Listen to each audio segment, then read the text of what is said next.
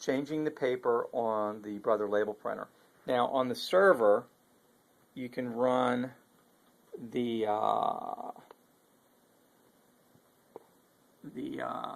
Brother P-Touch, and make sure that it shows you the proper media size. And if it doesn't, if it's having trouble with the media size and it's not reporting the right size, which should be like 2 3/7 inches wide by auto length in this case, for printing postage it's 7 inches. If it doesn't do that after you've changed the paper, the problem might be that it's not seated properly, and thus it's not reading the label size right. And this is partially just because we're cheapo, and when we're replacing these things, we've got a sawed in half tube, and so it's not quite as rigid as it needs to be. See how it's flexing here? Okay, so that means that when you put it in, you need to be very careful that you put it in right.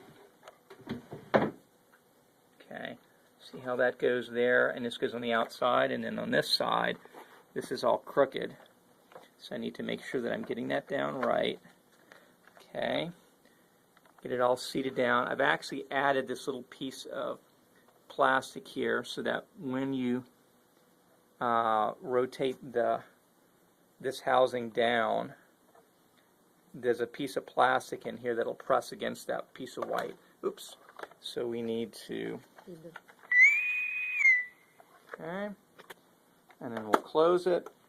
And if we look back here on the server, we should be able to see the paper is the right size. I'm going to go ahead and print out a test. So, and what I'm going to do is I'm going to go to a recently used file. I'm just going to go to a Speech Sounds on Cue label, which is, I just use that because it's small and it's not going to waste paper much. Okay, so now I'm going to print this.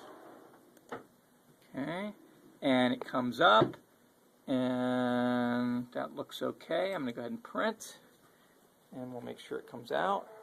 Yay! Success. Changing the paper on the Brother label printer. Now on the server, you can run the